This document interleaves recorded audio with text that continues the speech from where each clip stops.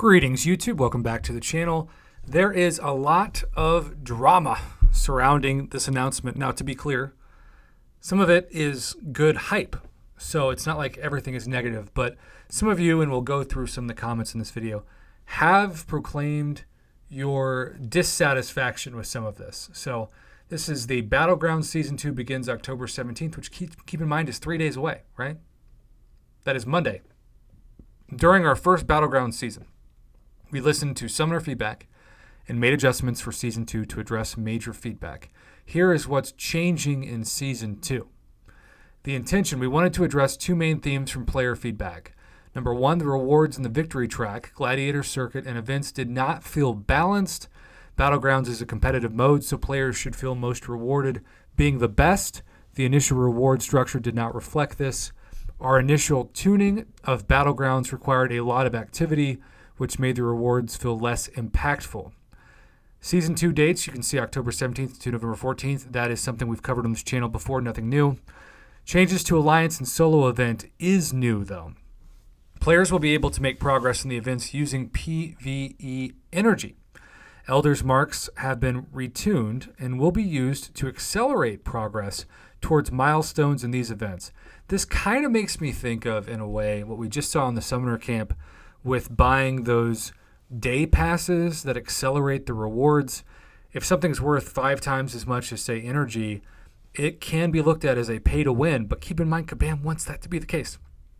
I know that there are people out there who get discouraged because they think that everything should be even in terms of its applicability and even its accessibility to free-to-play players. But Kabam is a for-profit company that wants to make a return on probably $1 million plus investment in Battlegrounds. And so they want to give players an incentive to spend money, yes, cash, on things they couldn't as free-to-play players. You may not agree with it, but it is the nature of a for-profit mobile gaming company. By giving players the ability to use quest energy to make progress in solo and alliance events, we needed to reassess the role of Elder's Marks. We've made them a way to accelerate your progress, but not the only way to progress.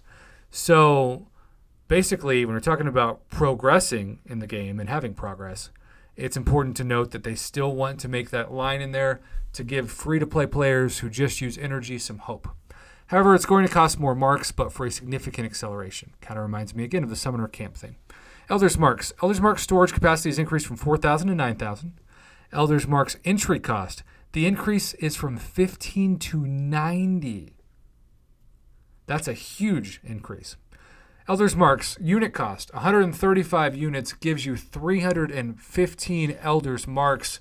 So if the cost is 90, that's a little bit more than 3 entry costs per 135 units. There will no longer be large bundles of Elder's Marks for purchase. So they're looking to apparently reduce the economy of the game in that way. Players will receive additional Elder's Marks based on their remaining balance of Elder's Marks against the new conversion rates. Conversion rates will be 2.625 times. The Alliance event objective points energy. Select a villain champion during a draft phase. Assign a offensive burst champion as a defender in Battlegrounds. Assign a defensive utility champion as an attacker in Battlegrounds. Matches won 750. Matches completed 375. Elder's Mark, select a villain champion during the draft phase is 120. Offensive burst, you can see 240. Defensive champion, 240. Just look at the difference in points between the energy and the Elder's Marks. From 40 to 240. That is 6 times the amount of points for those Alliance event objectives. Note, points earned for unit spend is the same for Elder's Marks as it is for using energy. Elder's Marks allow players to reduce the amount of matches required to hit milestones, but the value is the same in terms of energy cost. And you can see the Alliance event milestones, points required versus Elder's Marks. The trophy tokens ramp up from 300 to 6,000. That's pretty significant.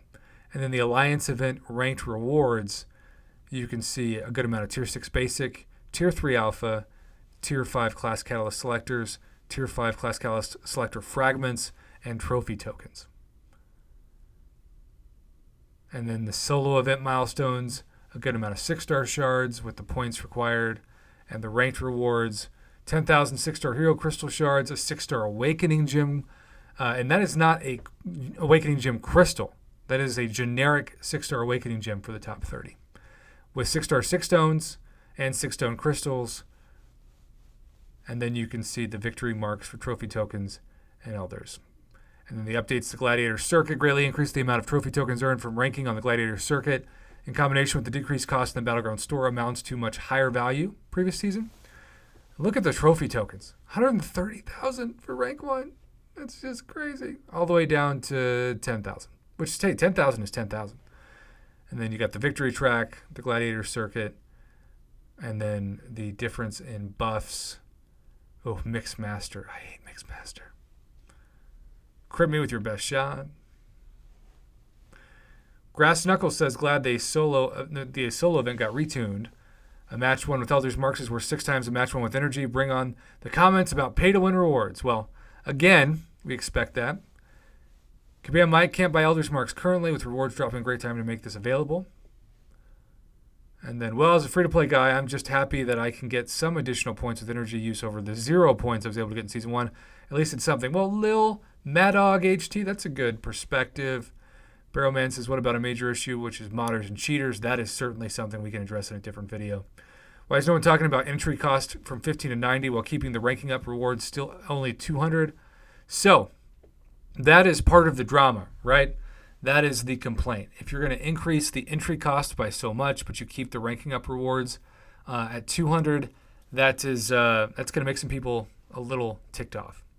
Why the tags to give extra points? Feel like my deck should be built around the nodes so that I can focus on winning. And then you see Elder's Mark storage capacity increase again. What is the world? Does this cost increase? This is, again, the drama. What happened to the prizes? Nothing about the matchmaking. Nothing matters if the matchmaking is still garbage. Yes, Sandeep, I assume 15 energy is still the same. So there you go. I will say this. I think that there are more pros than cons in this post, but I get the complaints that some of you have. The bottom line is this. It's going to evolve like Alliance War seasons, especially at the beginning where there was so much feedback. Things are different. As somebody that just uses energy, doesn't care about Elder's Marks, I have to tell you, it's kind of nice. So thank you again to my Alliance for showing me and sending me this, and also thank you to everybody who has commented on this post or had a thought. There's some drama, but also excitement, and I think that's my takeaway, right? There's drama, but also excitement. I'm sure Kabam just knows that is to be expected, given the nature of this. But at the same time, I get both perspectives, and as a news outlet of sorts on YouTube, I'm there to give kind of both perspectives and just let the comment section debate it. That's why it exists.